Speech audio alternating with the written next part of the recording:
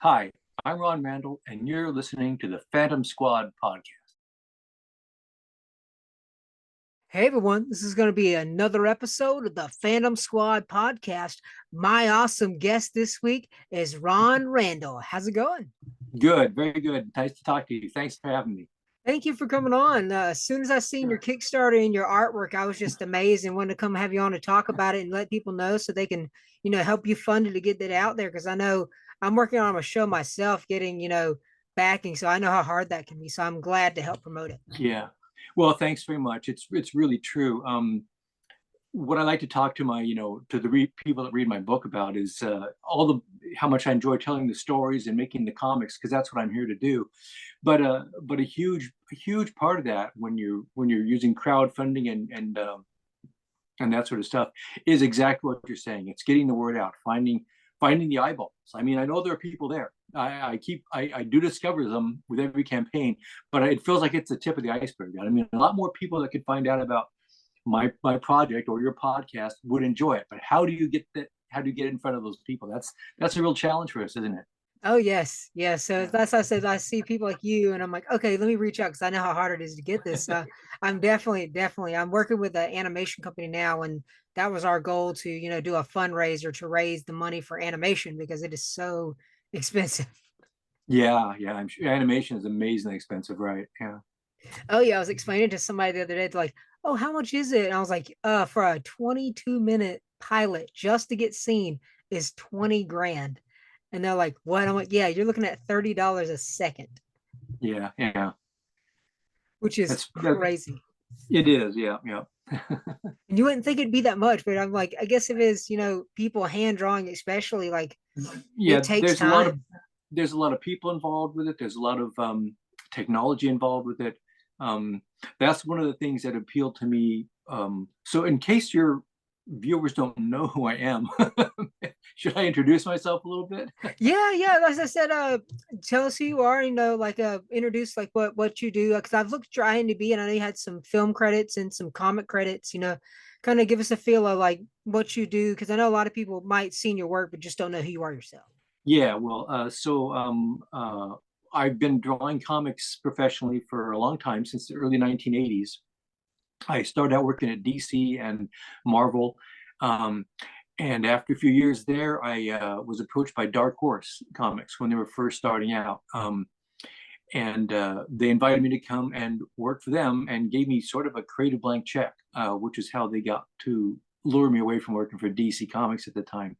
And that's how I came to create my dream project, which is Trekker, science fiction series about a young woman who starts as a bounty hunter, but sort of that's just the beginning of the long journey of self-discovery and destiny that she's on. So that's a little bit of a capsule of all that stuff, I guess. Awesome. So, how did you come up with the name? Because I know as soon as I thought I saw it, I kind of had because I'm a big Trekkie, I saw a Sure. Star Trek connection sort of in the font, kind of the name. Was there an inspiration there, or was it kind of just another take on that word that's been used for that franchise for so long? Yeah, it's just another take on that word, really. I mean, you have to climb into the time machine and go way back in time to about 1985, which is when Dark Horse first approached me and said, if you come and work for us, we'll pay you. And basically, they said, and you can do whatever you want, which is something that a creative person never hears. So I had to sit down and figure what would my dream project be. And I've always loved science fiction. I've loved everything from, you know, old classic Flash Gordon stuff, and I read the Dune books when I was younger, and when Star Wars came out, I was thrilled with that, and Blade Runner. So I wanted a science fiction book, and you couldn't do many of those in comics back then. I thought if I had a character who was a bounty hunter, that connoted a certain amount of old western, which always appealed to me too, those classic old western stories, and it meant that she could take all sorts of journeys, and each journey could take us to new situations and settings and expand her world and stuff. That all appealed to me. So the name, so I wanted a name, a title for the series that would sort of connote that sense of journey, adventure, travel. And Trekker just sort of suggested itself to me. It's a cool sounding word. It's got hard consonant sounds like those K's and the active ER at the end. So it seems like it's a dramatic sounding word to me. And of course, I wasn't born, I wasn't living under a rock. I knew that Star Trek existed, but in 1985, Star Trek was more or less a dormant property. The original series had been off the air for like 20 years. They may have, at that point, I think the first motion picture had come out and been in theaters, but comics and motion pictures weren't strongly connected back then anyway. So I just thought, well, it's just a word, trekking, trekker, treks. So it's available, and and really, there's dark, Star Trek was kind of like sleeping or whatever. So, and timing was pretty bad in that case, because as soon as I started doing Trek at Dark Horse, Paramount Studios announced Star Trek: The Next Generation was coming out, and I said, well, I'm kind of screwed, because I was I was committed to my thing, and that was going to be, so I knew that there was a chance of confusion, and that there would be possibly some of that gray area stuff there. And but it was just, I was committed to the title and the series. Had I been a cannier business person, I might have said, well, if I immediately retitled my book, there'd be less chance of that overlap or confusion. But I just wasn't, I was stubborn enough to just want to stick with my my own title. So that's how it happened. It's unfortunate. They're both science fiction. They have very little in common other than that. I mean, I love Star Trek. It's how could you not when you were a kid and those shows came on the air? But Trekker is a whole different world than that. Oh yeah, and I guess for me, I guess it was a different thing when I saw that. I kind of connected the Trek thing, and I was like, well, for me it was more, it brung me in. I was like, oh, let me see if this is something else. Then I started getting into it, and I was like, oh yeah, this is something different than what I initially thought from the namesake.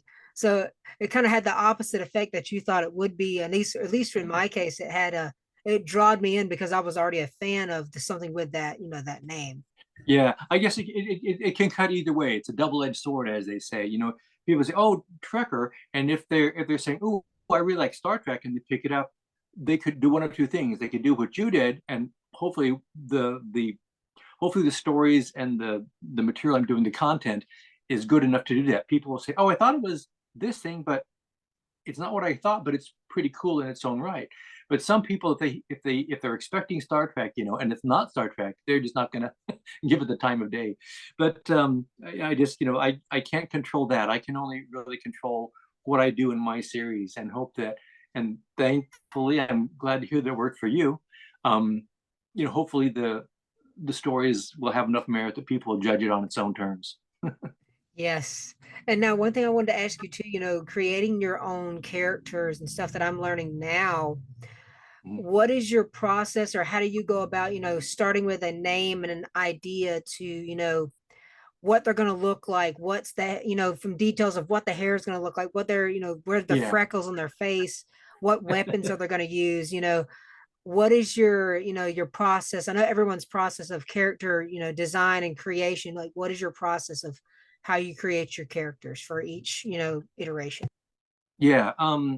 It's a really good question, and there, like you say, there isn't just one answer to it. Every creator seems to have their own approach, or at least their own variation on approaches. For me, it starts off largely, I guess you could say, instinctive or intuitive, but I just sort of try to tap into my own, whatever's banging around inside of myself, and what that is largely is everything that I've been exposed to. The comic books that I've read, the movies I've seen, the novels that I've read, images I've seen on TV or in magazines or whatever. All that stuff stays somewhere rolling around in an artist's, mind, either on a conscious level or on an unconscious level. And when I came to Trekker, once I had pretty much the basic premise I sketched out to you, I wanted a female character who was going to be, a bounty hunter, and I wanted to make one who was sort of dressed appropriately for that sort of job, not somebody who was dressed like, a chorus girl, or some of the, the typical female character costumes that were around in comic books back in the mid 1980s. That's Yes, a probably lot all. of Princess Leia slave girl. Well, yeah, that sort of stuff, right? So I wanted somebody who was built for a job. I mean, who was dressed for a job where she was going to be out, tracking down desperate murderers and criminals, and I wanted a character that had some gear on her, some protective padding, some straps and belts and things like that. I didn't want to go overboard with it because I was going to have to be drawing it a lot, but I wanted to design them as strong and distinctive. So with with those sort of little parameters there, I just sort of started pushing my pencil around on the paper, roughing in a basic figure. And I knew I wanted a character who was going to come across as being very tough, because she would have to be. But for the story to have any emotional depth and interest to it, there had to be a lot going on underneath the surface of this character. And so all that stuff is in my mind, even when I'm just starting to doodle a figure, because the body language that you use, the poses you put a character in, that can convey a lot. So I just did, and very quickly this character came together. I know I wanted to have short hair because that just seemed, it was practical. She wasn't going to be having long flowing locks when she's out, you know, fighting mass murderers, right? So it just didn't make any sense to me. It just seemed more practical, and sort of distinctive. So I came up with a distinctive, I thought, sort of swoop look shape to her hair, because that's a good thing to have in comics. If you're just drawing your character's face in a panel, you want that character to be instantly identifiable to the reader. It shouldn't just like, oh, there's a generic handsome man, there's a generic tough looking woman, whatever it is. There's something, oh, there's something very specific about her. And in Mercy's case, Mercy St. Clair, the hair is distinctive enough to hopefully tag her, as we say in the business.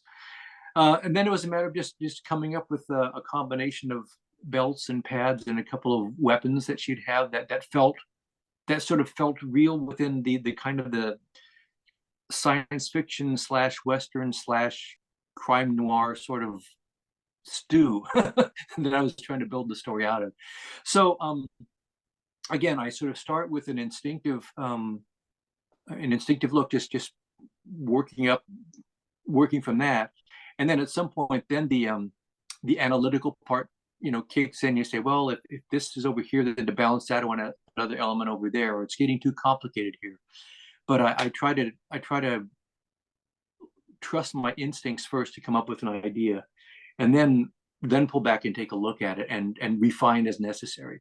With Trekker, actually, the first thing that came out was pretty darn close to what I ended up with for her initial costume design. Awesome. Yeah, I was wondering that too, because I could definitely see, it kind of gave me that feel just seeing that character. The look was a mix of, space cowboy, kind of Clint Eastwood mixed with like, that 60s sort of kind of spy movie, kind of a bunch of gadgets, but mixed with that simpleness of the bounty hunter Western Right. that you're looking at. Yeah. I hadn't really thought about Clint Eastwood, but now I think, because she does have that little cowl thing that she wears around her neck, and that's almost like Yes. the poncho that I hadn't even thought about that. Another one that I thought of was about a year before I created Trekker, I was drawing a backup story in DC's Sergeant Rock comic book, which is a war comic book, and they would often have these short little stories in the back, and I got to write and draw one of those, and I'd become interested in Japanese culture and samurais and that sort of stuff. So I did a story about samurais. And to do that, I did a lot of research into samurai armor, how it was made, and the patterns that they would wear it in and stuff like that. And so then when it came to doing Trekker, and like I said, I knew I wanted to have a character that had some sort of padding on and stuff. I think a little bit of that samurai design sense seeped into the sort of pads that I would have on her, because I was thinking of being similar, not hard metal, but the samurai armor was basically, yarn woven with like in a bunch of little metal rings, so it was flexible and sort of breathable. Anyway, now it wasn't consciously in my mind, like I said, as I was pushing my pencil around designing Trekker. I just think those things sort of seep down into my pencil from my brain. And who knows? I mean, I saw those Clint Eastwood movies and loved them as a kid. Maybe on some unconscious level that was slipping down into my pencil too. It's kind of a mysterious process, and sometimes I don't like to poke around inside my brain too much to figure out where it's coming from. Just if it's working, leave it alone. Oh yeah, I've run into that too myself with creating the animated series that I'm working on. I love John Hughes movies growing up, even though that's not my genre. I had older siblings who introduced me to those movies, so I wanted to make sort of a ragtag group of different people, but I'm like, okay, it can't be too cliche, but I love the dynamic. So one of the things that went into a scene I was like, I have to do this in a way where it's John Hughes but not too much John Hughes, was the montage scene in the mall. So I'm like, okay, I need that, because one character gets changed from his nerdiness to more his individuality. And I was like, I need to do that in a way where it's a new take on this old cliche that's been done a million times. So Well, taking that's, I those mean, inspirations and making something new out of it, like taking a piece of clay that anybody can get and just making yeah, something new.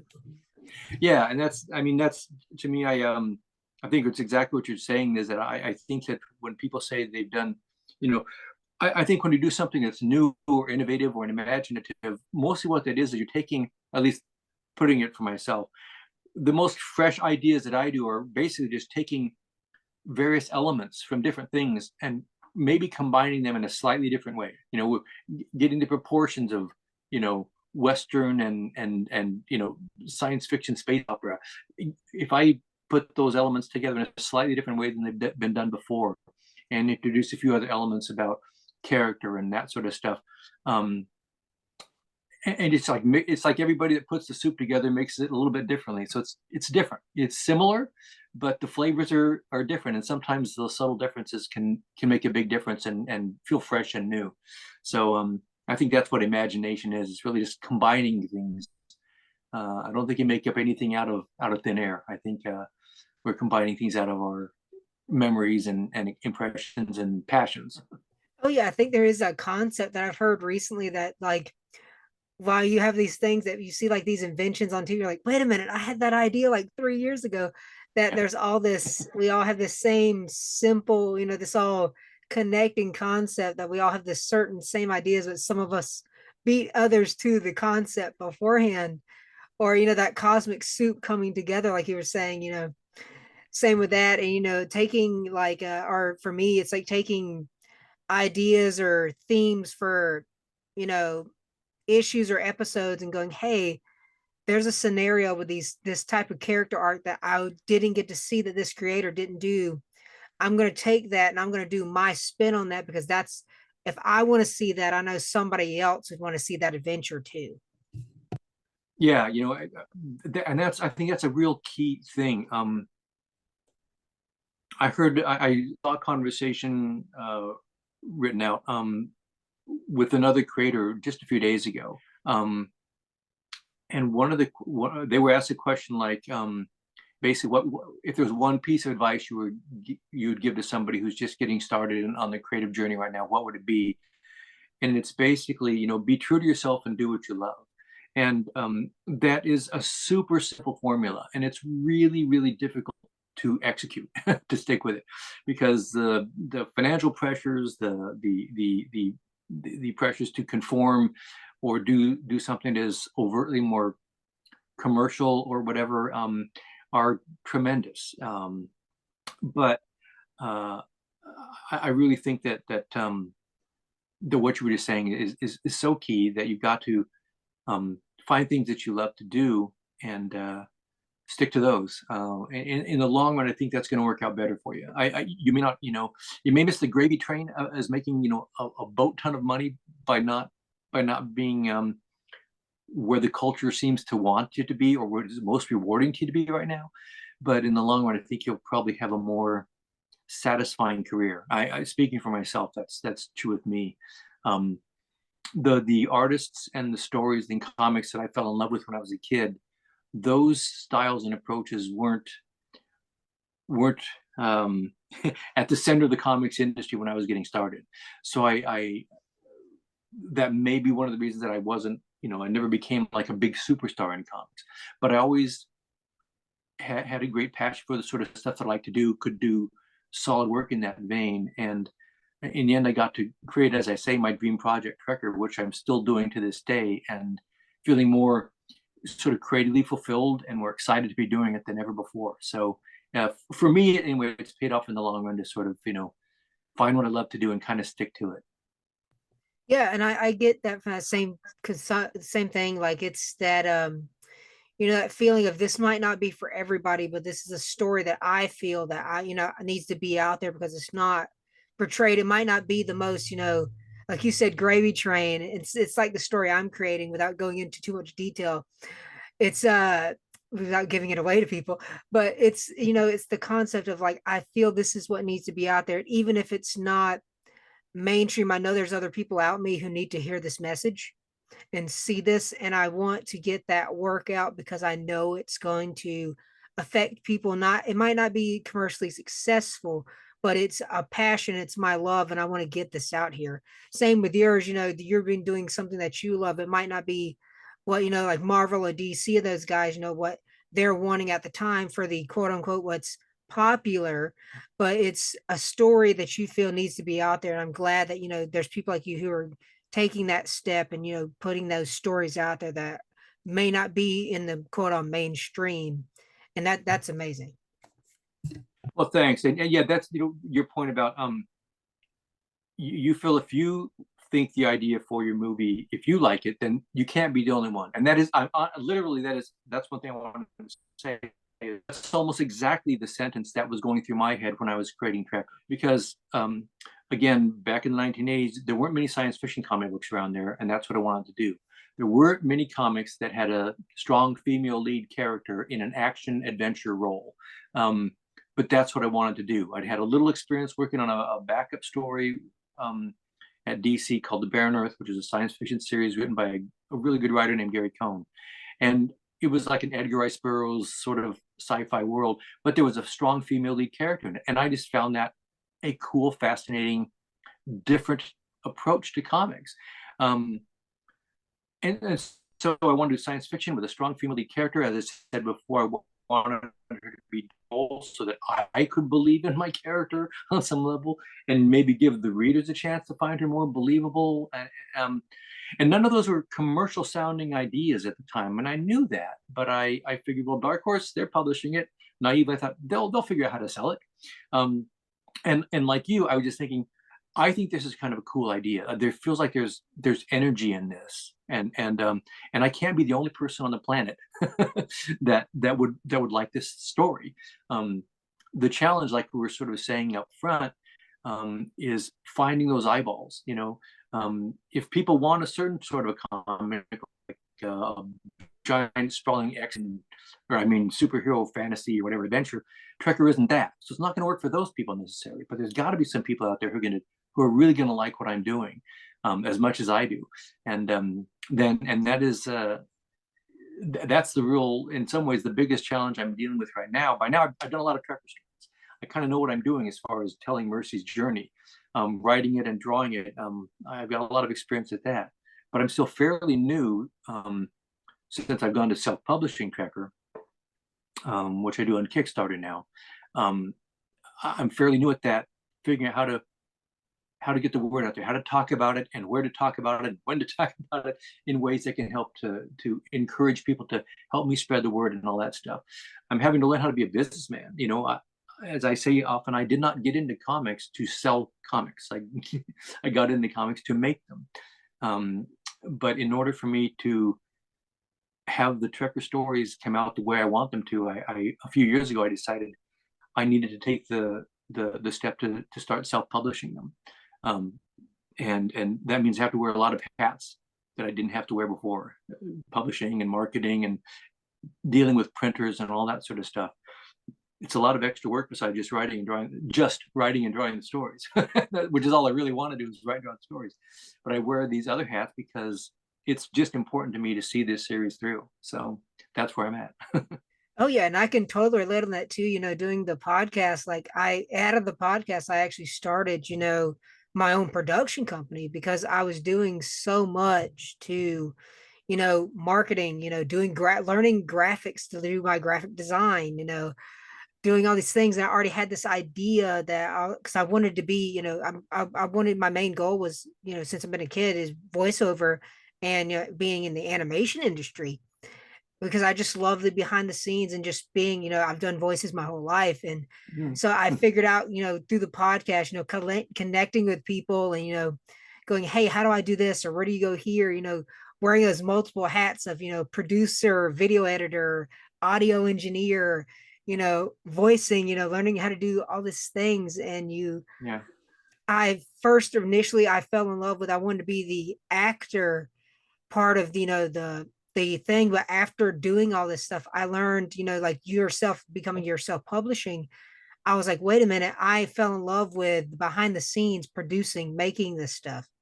I fell in love Mm-hmm. with the behind the scenes. So now I want to take that and help other people with the production company to make and produce the things and also produce things for myself. But it was one of those, I was out of a passion of one thing led to, finding the love of something that I want to do now, which is my production company.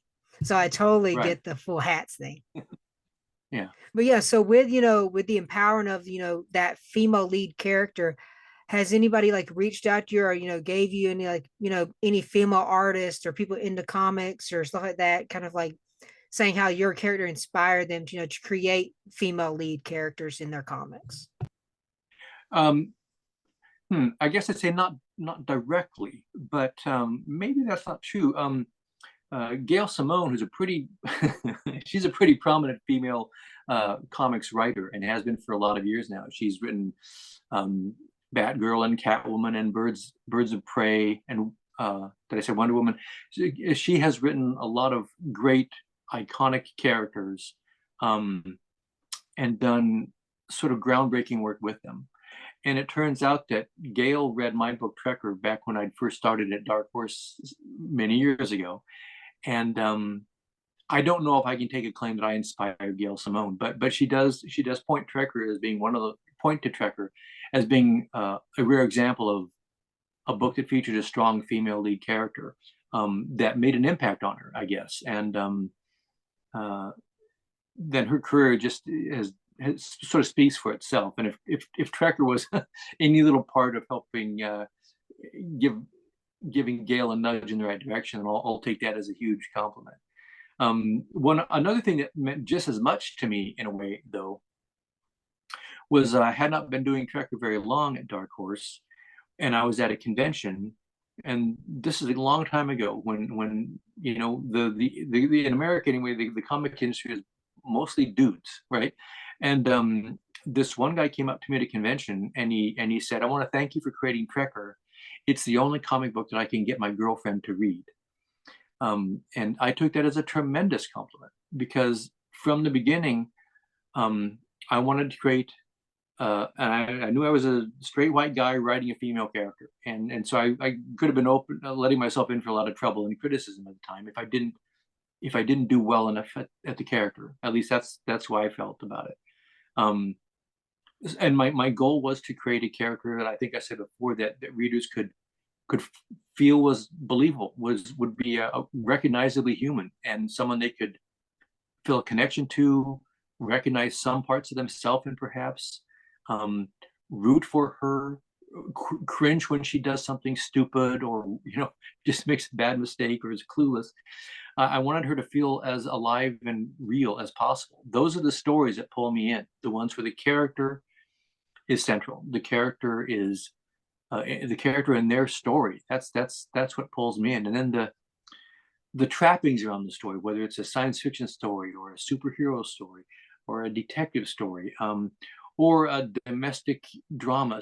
If the characters are vivid and real and believable to me, I will stick with them through their story, even if sometimes the plot is maybe not as innovative as some people might want, or isn't as complicated or multi-leveled, or is too multi-level or too complicated. If I could say, okay, but I understand that my character is under threat now, I care about them, I want to see them get through this, I will stick with a lot of stories that way. So from the very beginning, despite the fact that the 12-year-old kid in me loves science fiction and spaceships crash landing on swamp planets full of lizard creatures or whatever, the thing that is most compelling to me is, and the thing that endures and resonates the most is trying to have the character and the people that she interacts with real and believable. So to the extent that I achieved any of that, I'm really grateful and and relieved. And if that helped to spark some other creators to create more characters like that, that's great. I think there are a lot of factors that have been at play in the comic book culture in the last, I don't even know, 20 years or so, that have caused an influx of a lot of female lead characters and great stories to come out from both male and female creators. I don't know how big a role Trekker might have played in that, but it'd be great to think if I was even a little part of it. Yes, and that story is an amazing story about, the only one that they could get their girlfriend. And so for you, what is, something for anybody wanting to start, their own independent, comic book series like yourself, or doing a Kickstarter? What's some advice you can give to them for, or that you've learned along the way to do that? Well, so some of what I've already said to you up front. It sounds very glib. It's very easy to say, but I just think in the long run, you find something that you feel passionate about doing, something that you believe in, something that you find rewarding to do just for the act of doing it. There's no guarantee that what you're going to do is going to find a really wide audience, but there's no reason it might not either, you know. So I just find something you feel like doing. Make as sure as you can that it is indeed in some way different and unique. And honestly, if it's coming from inside of you, genuinely from inside of you, it can't help but be a little bit fresh and different, because each artist, each creator is different than anyone else. You may have a lot of the same influences, but they're going to combine in you a little bit differently than they would in somebody else. So that's what I that's a good starting place, I guess. Then just be aware that it's a tough road, um, and it's very complicated to try to be a creative person and a business person at the same time. Um, so there's that. As far as Kickstarter specifically is concerned, look, I had some real advantages when I moved to Kickstarter. I had a character that was already well known to at least some people, and Trekker was a very beloved character and series, as I found out, to a certain number of comics readers. I had some name recognition myself, having worked for DC Comics and stuff like that. So I had a couple of things going for me. I didn't know how big my audience was or how big Trekker's following was when I launched my first Kickstarter, and it was scary. I was asking for, I think, yeah, I was asking for $15,000 as my initial funding goal, and I thought this could be a dismal failure. Fortunately, it funded very quickly. It funded in like a day and a half and went on to, double its funding goals, stretch goals, all that good stuff. But when I first launched that campaign, I took the time to build my Kickstarter campaign as carefully as I could. I got a lot of advice from friends of mine who had done successful Kickstarters. Kickstarter is a very complicated thing if you're trying to figure it out, looking at it from the outside. So do your homework. Whether you're trying to get work at DC and Marvel or in an animation company, or you're trying to do Kickstarters, the more time you spend educating yourself about the market you're trying to get into or the media you're trying to work in, the better off that will pay for you in the long run. So maybe that's enough advice. I don't know. So can you tell us the links where they can find your Kickstarter, and get, if they're able to, give you some money to fund your project and see it come to life? Right. Well, I'd really appreciate it. I keep it as simple as possible. It's just the word Trekker. So Trekker and then the word Kickstarter. So trekkerkickstarter.com. If you can type that in, it'll take you right to my campaign that's up and running now. I don't know when this is going to air exactly, but the campaign ends on March 16th, so just a couple of days from when we're recording this. So, but they can fund it that way. If they're watching this after my campaign has ended, I will make the link on that go to my Etsy store where they can find Trekker books that way as well. All right, everyone. That's going to be another episode of the Phantom Squad podcast. Would you like to say our outro? We always say, enjoy the madness. Enjoy the madness.